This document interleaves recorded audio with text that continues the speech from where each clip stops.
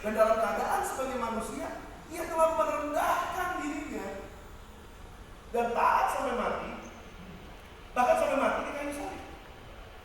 Itulah sebabnya Allah sangat meninggikan dia dan mengaruniakan kepadanya nama di atas segala nama, supaya dalam nama Yesus bertekuk lutut segala yang ada di langit dan yang ada di bumi dan yang ada di bawah bumi, dan segala lidah mengaku Yesus Kristus adalah Tuhan bagi kemuliaan Allah Bapa. Amin. Apa sih pergumulan Yesus ketika dia menjalani tujuan hidupnya di dalam dunia ini? Yesus menjalani tujuan hidupnya. Yesus menjalani panggilan hidupnya. Dia mati di atas kayu salib. Untuk itulah dia datang. Untuk itulah tujuan hidupnya, menebus dosa-dosa manusia melalui salib. Tapi bagaimana dia menjalaninya? Bagaimana dia menang di dalam setiap panggilan kehidupannya, perjalanan kehidupannya? Itu ditentukan sebetulnya dari apa yang dia pikirkan dan apa yang dia rasakan.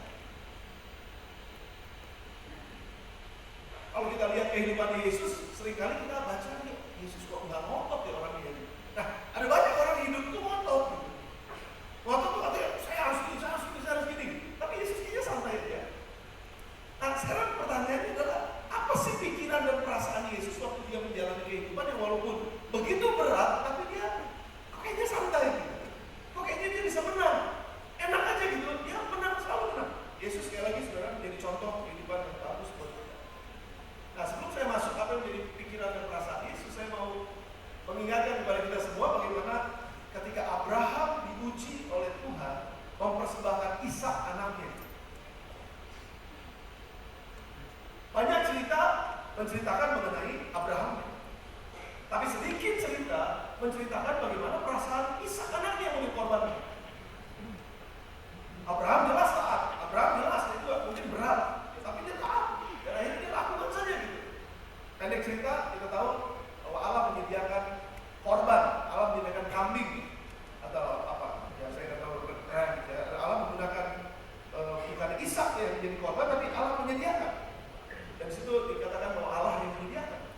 Tetapi kita jarang sekali dengar bagaimana perasaan Ishak. Jadi saya walaupun tidak diceritakan, saya coba untuk mendalami perasaan Ishak kalau saya jadi anaknya Abraham. Pak, kita mau ke gunung, mau ngapain? Sembahyang.